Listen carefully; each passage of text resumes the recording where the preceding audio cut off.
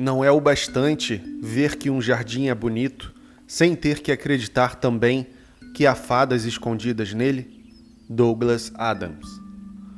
Você já se perguntou por que o Brasil é o país mais espírita do mundo, enquanto o resto do planeta vê o espiritismo como uma relíquia curiosa do século XIX?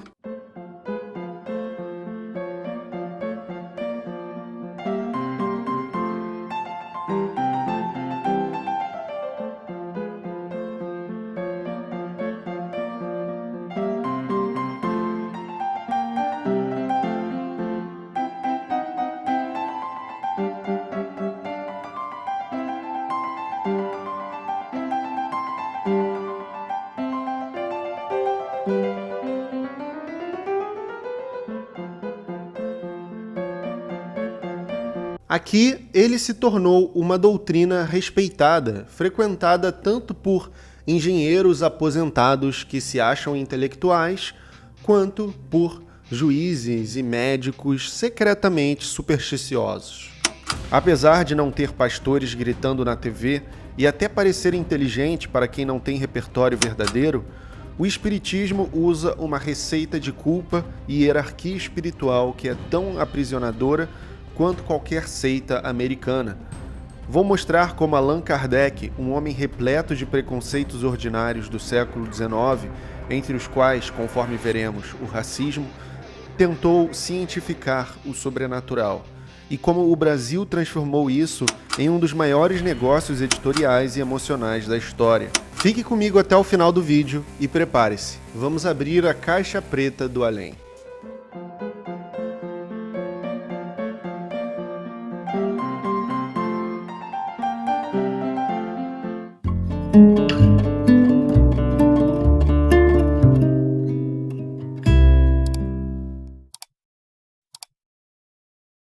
Hippolyte Léon Denisard Rivail era apenas um entusiasta do magnetismo animal e um pedagogo em busca de um novo propósito quando as primeiras notícias sobre as mesas girantes chegaram em Paris.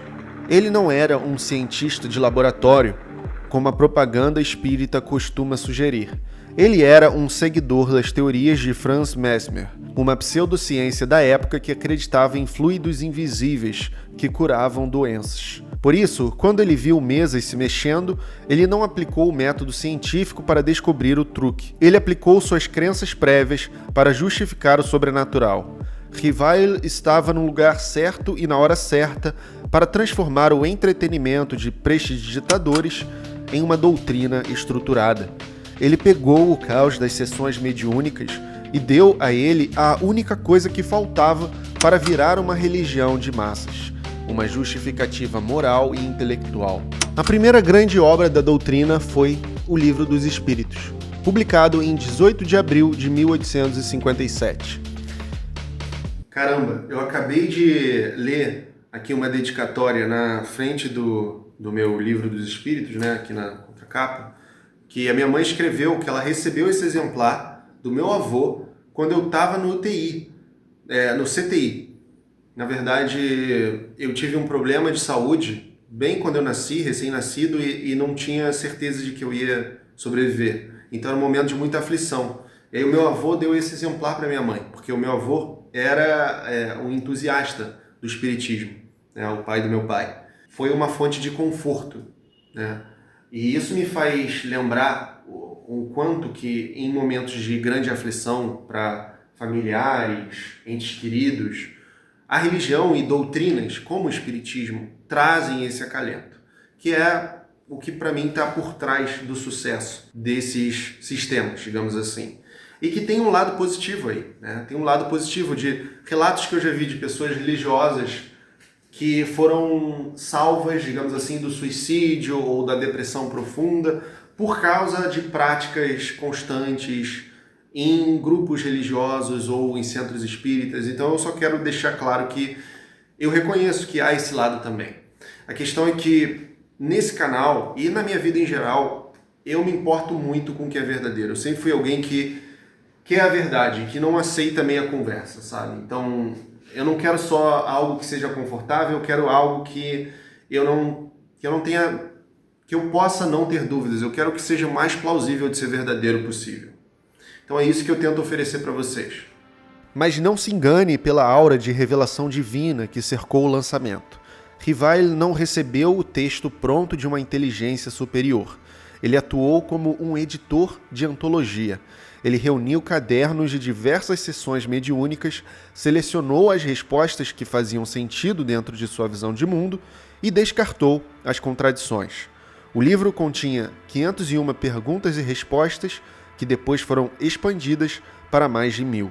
O curioso é que, embora o livro afirme ser o resultado da concordância universal dos espíritos, ele reflete perfeitamente as ansiedades, as teorias científicas furadas e os preconceitos sociais da França de meados do século XIX. Kardec não codificou a verdade eterna. Ele codificou o senso comum da burguesia parisiense de 1857 e colocou na boca de fantasmas para torná-lo inquestionável. Para se designarem coisas novas, são precisos termos novos. Assim o exige a clareza da linguagem para evitar a confusão inerente à variedade de sentidos das mesmas palavras. Diremos, pois, que a doutrina espírita ou o espiritismo tem por princípio as relações do mundo material com os espíritos ou seres do mundo invisível. Revile aderiu firmemente a essa ideia, uma vez que criou palavras para este contexto. Ele não era um líder religioso, nem um filósofo. Ele considerava-se o codificador do espiritismo, neologismo por ele criado. Ele não inventou práticas espíritas, apenas sistematizou e alegou ter codificado a verdade metafísica da realidade, que transcendia tanto a ciência racionalista quanto a religião dogmática. Kardec comenta as diferentes concepções de alma: a materialista, que se reduz a um princípio vital natural que acaba com a morte; a panteísta, que transcende a morte como uma parte que retorna ao todo, que é Deus; e, por fim, a alma espírita, que Kardec herda de Platão, da tradição cristã, do hinduísmo e de tantas outras religiões, que afirmam que a alma individual permanece após a morte e então reencarna, vivendo sucessivas vidas. Mas isso não é um processo natural e arbitrário. Kardec acredita que há um propósito para isso, um telos, uma finalidade, uma causa final. Segundo ele, os espíritos reencarnam para evoluir. A cada nova vida, uma nova oportunidade de melhora espiritual.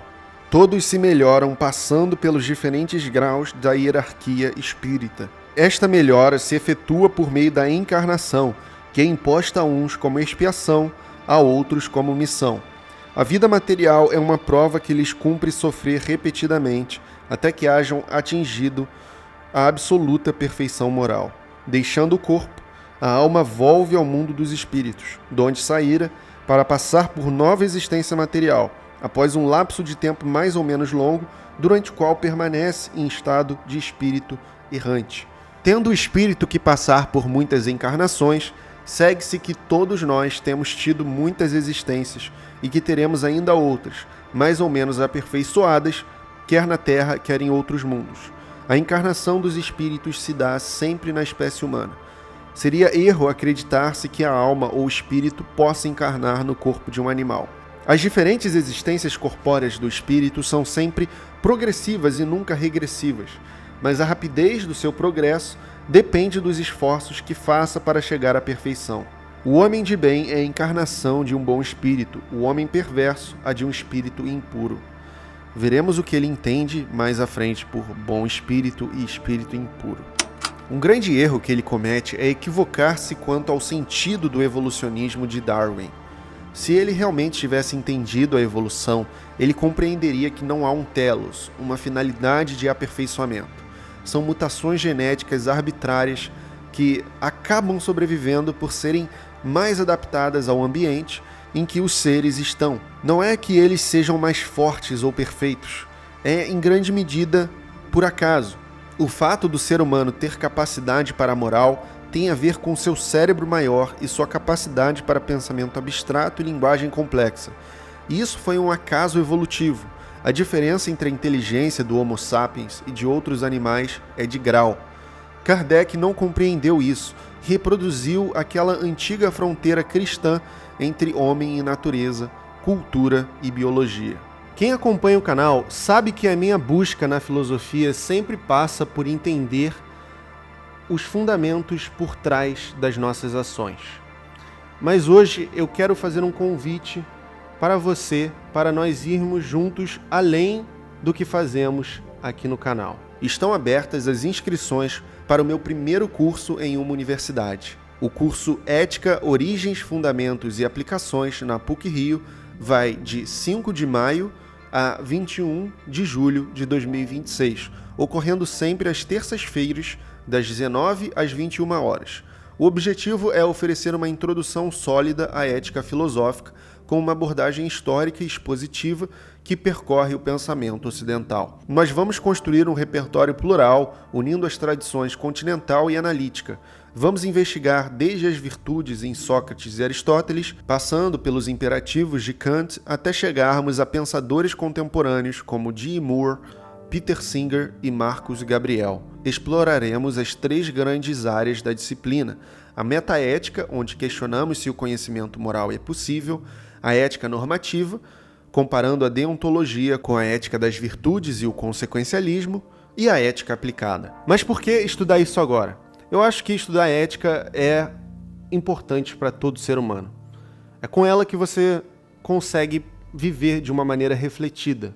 Sócrates dizia que a vida irrefletida não vale a pena ser vivida. Você quer viver mecanicamente, seguindo seus instintos, ou você quer viver conscientemente, viver como alguém que pensa, pondera, reflete e tem uma visão sobre as coisas, sobre os acontecimentos e sobre o mundo. Se você acompanha esse canal, provavelmente você pertence a essa última categoria.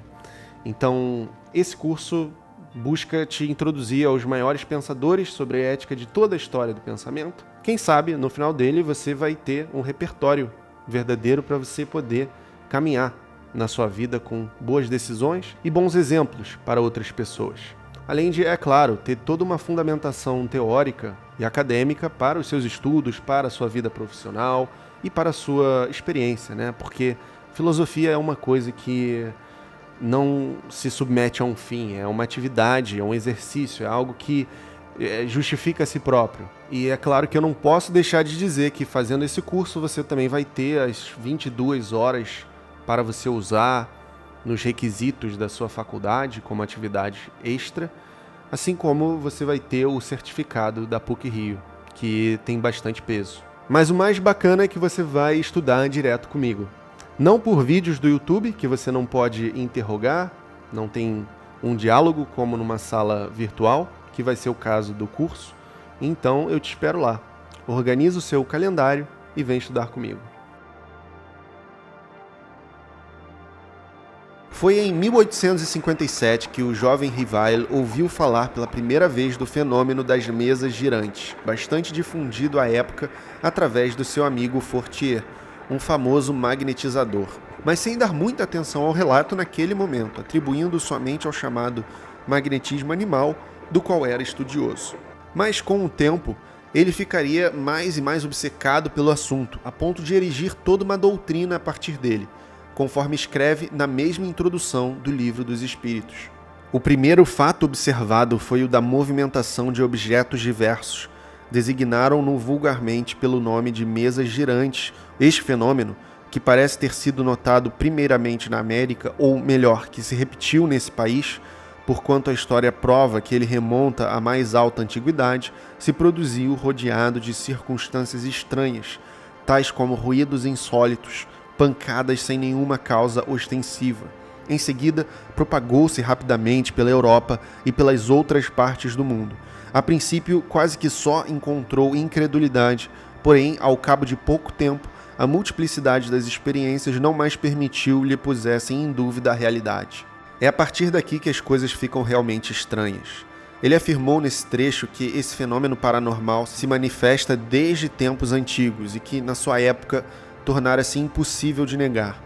Exceto que não. Ou vocês já viram cadeiras flutuando na sua casa, ou tiveram algum contato com um espírito que não seja muito obscuro e tortuoso de examinar.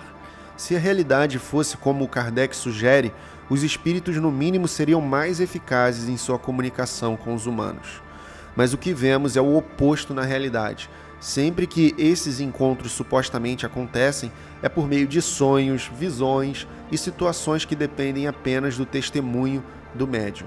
Hoje, mais ainda do que no século XIX de Kardec, deveríamos estar vendo as evidências da metafísica do espiritismo por toda parte, em câmeras de vigilância, filmagens em luz noturna, experimentos científicos, exames de frequências de rádio, entre outros meios. Então, ao contrário do que ele afirma, a multiplicidade de experiências permite sim pôr em dúvida a realidade do espiritismo. Eu pretendo abordar em um vídeo próprio a fraude chamada Chico Xavier. Comente aí embaixo se você quer que eu produza esse vídeo que analisa a psicografia sob a lente da criptomnésia, memória inconsciente, e da literatura, e que explica como Chico, um homem com acesso a livros, emulava estilos literários. Falando em Chico Xavier, o erudito Hippolyte Léon Desidard Rivail também tomou conhecimento da psicografia. Ele passa a alegar que teria tido contato com um espírito familiar, que teria passado a orientar os seus trabalhos. O pseudônimo Allan Kardec foi escolhido porque esta entidade teria revelado que ambos haviam vivido juntos em uma vida passada entre os druidas do povo celta, na região da Gália, atual França. E este era o seu nome. Parece extremamente improvável que um celta se chamaria Allan Kardec. Allan Kardec soa tão celta quanto Jefferson soaria para um centurião romano.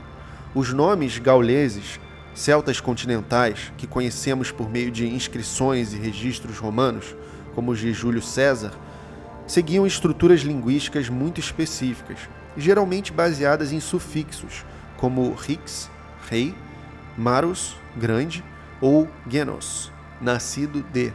Vejamos alguns nomes históricos reais do contexto da Gália Antiga. Se Rivail fosse realmente um druida ou um líder celta, seu nome provavelmente terminaria em sufixos que denotavam status. Vercingetorix, o mais famoso, significa grande rei dos guerreiros. Não me garanto com relação à pronúncia aqui, pessoal. Dumnorix, rei do mundo. Ambiorix, rei dos arredores. Casticus, o vigilante. E Divitíacos, este era um druida real, histórico, mencionado por César. O nome vem de uma raiz que significa vingança ou justiça. Rivail não recebeu uma revelação. Se tivesse recebido, seu nome pareceria mais com um desses. Ele criou uma persona. Ele precisava se distanciar do professor acadêmico para vender uma doutrina mística, e nada melhor do que a mística dos antigos druidas, que estava na moda no romantismo francês da época. Allan, no entanto, é uma variante de um nome bretão, que só se popularizou muito depois da Era dos Druidas, e Kardec tem uma sonoridade que remete mais ao sobrenome bretão Le Querec, ou algo do tipo.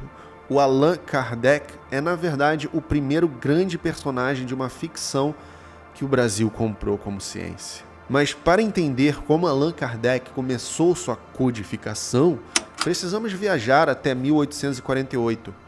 Não ao Brasil, contudo, mas a uma casa humilde em Hydesville, Nova York. Foi lá que as irmãs Fox, Maggie e Kate, afirmaram estar se comunicando com o espírito de um mascate morto através de batidas misteriosas nas paredes e móveis. Era o nascimento do Modern Spiritualism. A notícia se espalhou como pólvora, cruzou o Atlântico e chegou à França, fascinando a elite parisiense e, é claro, Hippolyte Rivail. Mas o que os espíritas raramente mencionam é como essa história terminou. Anos depois, em 1888, em um palco lotado na Academia de Música de Nova York, Margaret Fox confessou tudo. Ela demonstrou ao vivo como elas produziam os sons do além. Não eram espíritos, eram estalos das articulações dos dedos dos pés. Desde crianças, elas aprenderam a deslocar as juntas de forma silenciosa e rítmica para pregar peças na mãe supersticiosa. A brincadeira saiu do controle, virou negócio e, por fim, virou religião. Doutrina. Margaret declarou textualmente: o espiritismo é uma fraude do começo ao fim. Agora, veja o que o celta reencarnado burguês parisiense escreve na seção 4 da introdução do Livro dos Espíritos. Acreditaram haver descoberto, não sabemos pela iniciativa de quem, que a impulsão dada aos objetos não era apenas o resultado de uma força mecânica cega, que havia nesse movimento a intervenção de uma causa inteligente. Uma vez aberto, esse caminho conduziu a um campo totalmente novo de observações. De sobre muitos mistérios se erguia o véu. As primeiras manifestações inteligentes se produziram por meio de mesas que se levantavam e com um dos pés davam certo número de pancadas, respondendo desse modo sim ou não, conforme fora convencionado a uma pergunta feita. Até aí nada de convincente havia para os céticos, porquanto bem podiam crer que tudo fosse obra do acaso. Obtiveram-se depois respostas mais desenvolvidas com o auxílio das letras do alfabeto. A precisão das respostas e a correlação que denotavam com as perguntas causaram espanto. O ser misterioso que assim respondia, interrogado sobre a sua natureza, declarou que era espírito ou gênio, declinou um nome e prestou diversas informações a seu respeito. Há aqui uma circunstância muito importante que se deve assinalar. É que ninguém imaginou os espíritos como meio de explicar o fenômeno. Foi o próprio fenômeno que revelou a palavra. Muitas vezes, em se tratando das ciências exatas, se formulam hipóteses para dar-se uma base ao raciocínio. Não é aqui o caso. Tal meio de correspondência era, porém, demorado e incômodo. O espírito indicou outro.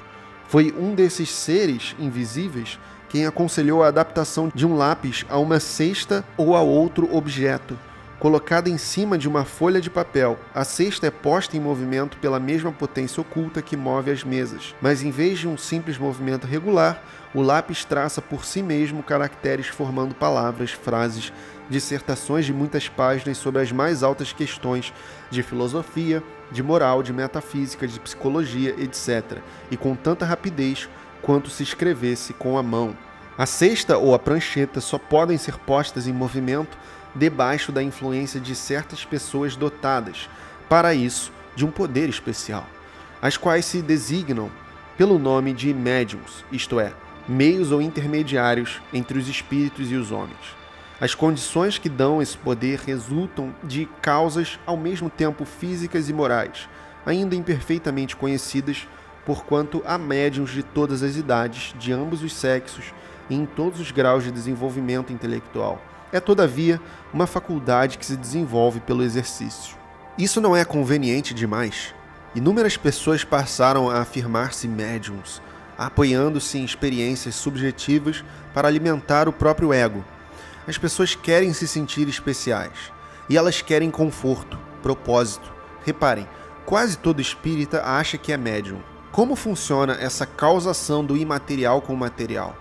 Kardec aposta num perispírito, um envoltório semimaterial que liga a alma ao corpo. Mas, a princípio, isso não faz sentido filosófico.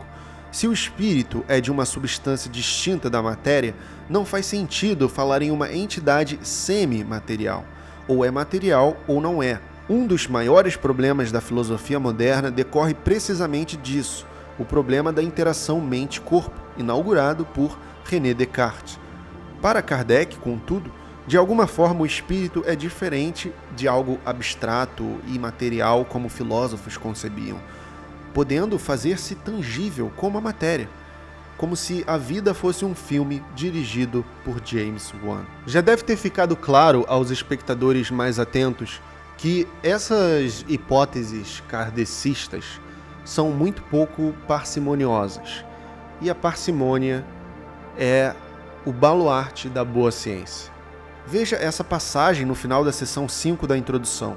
Kardec afirma que devemos assumir a existência dos espíritos até analisar os derrotadores que explicam o fenômeno de modo natural. Mas o que um bom cientista faria é investigar o fenômeno sem pressupor algo tão radical como espíritos. Muitas teorias foram engendradas a este respeito. Examiná-las-emos dentro em pouco e veremos se são capazes de oferecer a explicação de todos os fatos que se observam. Admitamos, enquanto não chegamos até lá, a existência de seres distintos dos humanos, pois que esta é a explicação ministrada pelas inteligências que se manifestam, e vejamos o que eles nos dizem.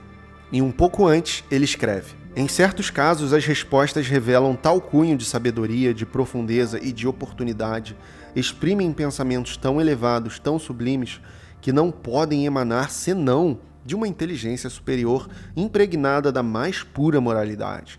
Doutras vezes, são tão levianas, tão frívolas, tão triviais, que a razão recusa admitir derivem da mesma fonte. Tal diversidade de linguagem não se pode explicar senão pela diversidade das inteligências que se manifestam. Pode-se explicar, sim, a partir da descoberta do inconsciente. Não necessariamente como a psicanálise entende, uma vez que ela tem seus próprios problemas, mas no sentido de que a psique humana não é transparente e, sob certa influência, é possível dar voz a pensamentos heterodoxos ao seu cotidiano, que não parecem ser seus, mas que de fato o são. A ciência já desmistificou vários fenômenos espíritas. Aponta-se as obras do Padre Quevedo como algumas delas, em especial A Face Oculta da Mente. Foi essa, aliás, a principal razão para o esvaziamento do espiritismo na Europa. A descoberta do inconsciente expulsou a ação dos espíritos. E, curiosamente, essa crítica fora aventada quando Allan Kardec ainda estava vivo. Em 1859, na brochura O que é o Espiritismo, ele apontou que lhe vinha sendo objetado que as respostas dos espíritos seriam, na verdade, saídas da mente de algumas das pessoas presentes à sessão. Ali, ele respondeu que isso seria algo ainda mais espantoso do que a presença de um espírito. Ora, eu e outros céticos pensamos o contrário, que o que contraria a toda probabilidade é a sobrevivência da consciência após a morte. Então, a explicação do compartilhamento das mentes das pessoas vivas se torna mais plausível do que isso. Se isso for verdade, e é verdade, a ciência deveria então investigar ainda mais como é possível que uma informação migre da mente de uma pessoa a outra. Hoje, esse é justamente o objeto de estudo tanto da psicanálise quanto da parapsicologia. A minha suspeita é que há uma explicação perfeitamente natural para sincronicidades e coincidências desse tipo. Afinal, temos o mesmo cérebro. E pessoas que estão em uma mesma sala, em geral, têm o mesmo horizonte cultural. Tendem a ter ideias semelhantes. Ainda na introdução, Kardec afirma que o espiritismo não é da alçada da ciência, e que não encontrar a alma no corpo físico não significa que ela não exista. Tudo bem. Ele segue a linha dualista de pensamento. Ele argumenta que o sábio sabe que a alma existe. Ele sabe por meio de uma convicção pessoal. Mas, como colocou Kant, a existência da alma é algo que está além da experiência. Portanto, nunca saberemos pela experiência se ela existe ou não. Mas é preciso se perguntar, deixando de lado a vontade de sentido e conforto, o que é mais plausível, tendo em vista que a ciência de fato nos permite saber sobre o universo? Acho que vocês sabem a minha resposta. Kardec estava errado em acreditar em espíritos, mas correto em não acreditar na Bíblia. Há um outro lado para o pai do kardecismo. Na verdade, há muitos lados. Em A Gênese, ele faz os ataques mais pesados à Bíblia, negando a existência de milagres. Em outra obra, O Evangelho segundo o Espiritismo, ele sustenta que o Espírito Santo, terceira pessoa da Trindade, é um erro de tradução. O Espiritismo segue o monoteísmo estrito, análogo aos dos judeus, muçulmanos e testemunhas de Jeová. Não reconhece o Deus em três pessoas e não confere honras divinas a Jesus, embora o declare o tipo mais perfeito que Deus tem oferecido ao homem para lhe servir de guia e modelo. Isso está no Livro dos Espíritos, na questão 625, sendo o caráter de homem-deus apenas um arquétipo. Kardec tinha uma atitude anticlerical, aumentada a partir de sua excomunhão e inclusão de suas obras no Index Prohibitorum, em 1864. E suas obras eram críticas das outras religiões. Kardec ressaltou que os judeus foram os únicos que o trataram bem, e era recíproco com eles. Os espíritas no Brasil mesclaram as obras de Kardec com o misticismo oriental, não apenas com religiões de matriz africana.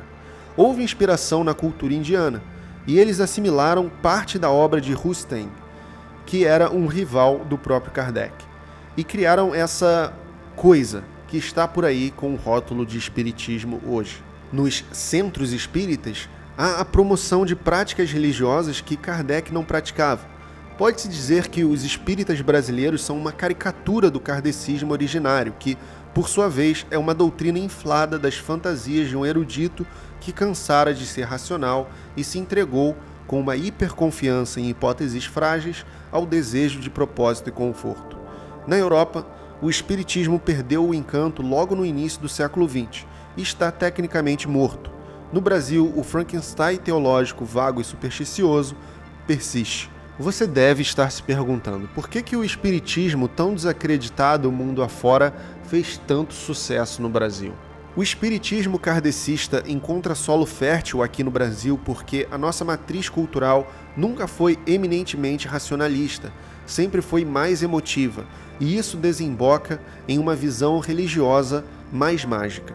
Contextualiza o historiador, filósofo e teólogo da Universidade Mackenzie, Gerson Leite de Moraes, em uma entrevista à BBC. Ele afirma que somos adeptos de uma religiosidade do encantamento, e isso se deve à nossa própria história, baseada na construção da identidade brasileira, com índios, negros e portugueses que viveram durante muito tempo aqui e foram também alimentando esses aspectos. Esse é o caldo de cultura. O Espiritismo ofereceu às pessoas as respostas reconfortantes que religiões costumam oferecer, sem o fardo do dogma clerical tão fora de moda. Nem positivismo, nem catolicismo. O Espiritismo promete recompensas, permite comunicação com entes queridos que morreram e traz respostas completas sobre a realidade, fazendo a vida de uma pessoa ser preenchida de significado, mesmo que falso. Não acho que estejam exagerando os críticos que caracterizam o Espiritismo como uma doutrina infantil. Os filmes brasileiros sobre Allan Kardec e Espiritismo são risíveis de bobos, tanto como cinema quanto como biografia. São claramente feitos para vender um arco-íris ao público supersticioso do Frankenstein teológico à brasileira.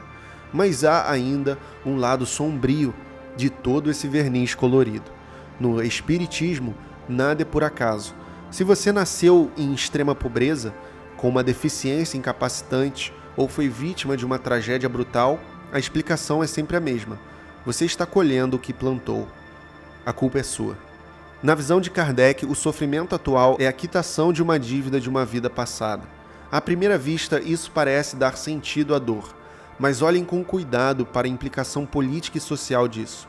Se uma criança nasce com uma doença rara, ela não é uma vítima da loteria genética ou da falta de saneamento. Ela é um espírito endividado pagando um débito. Se um povo vive na miséria, não é fruto da exploração colonial ou da má gestão pública, é um resgate coletivo. Ao transformar a tragédia em justiça divina, o Espiritismo desonera o Estado e a sociedade. Por que lutar desesperadamente contra a desigualdade se ela é, na verdade, uma ferramenta de evolução espiritual? Essa ideia cria uma hierarquia perversa. Quem é rico, saudável e bem-sucedido estaria em dia com um banco celestial, enquanto o miserável está em dívida. É a validação metafísica do privilégio. Para um ateu, isso é inaceitável. O sofrimento humano não é um boleto do além. É um problema real, biológico e sociológico que exige solução aqui e agora. Chamar a injustiça de expiação não é consolar o aflito. É dar uma justificativa para quem está no topo continuar olhando para baixo sem culpa, e para quem está embaixo aceitar a própria desgraça com uma resignação passiva e perigosa. Esse karma espírita, junto com a ideia do umbral e dos espíritos obsessores, configura o gatilho do medo que pode trazer muita aflição à saúde mental do fiel que, convenhamos, já acredita em fantasmas. Então imagina só o dano e a desconexão com a realidade do indivíduo. Se você pensou que os problemas éticos do pai do kardecismo acabam aí, você foi ingênuo. O codificador da verdade do universo era um homem que reproduzia os preconceitos comuns de um burguês novecentista, entre eles o racismo. O espírita, ele acaba, eu vou usar essa palavra mesmo, ele acaba passando pano mesmo para o racismo do Kardec. Porque, vamos ser sinceros, ele foi racista na Revista Espírita a Revista Espírita de abril de 1862. O que ele disse lá, assim, de racista? Eu Convido vocês a dar um Google aí. Eu não tenho anotado aqui, mas é coisas bem...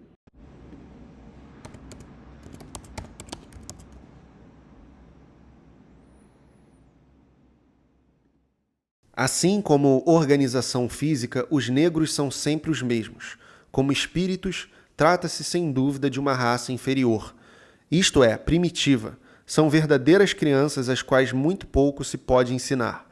Mas por meio do cuidado inteligente, é sempre possível modificar certos hábitos, certas tendências, o que já constitui um progresso que levarão para outra existência e que lhes permitirá, mais tarde, tomar um envoltório em melhores condições.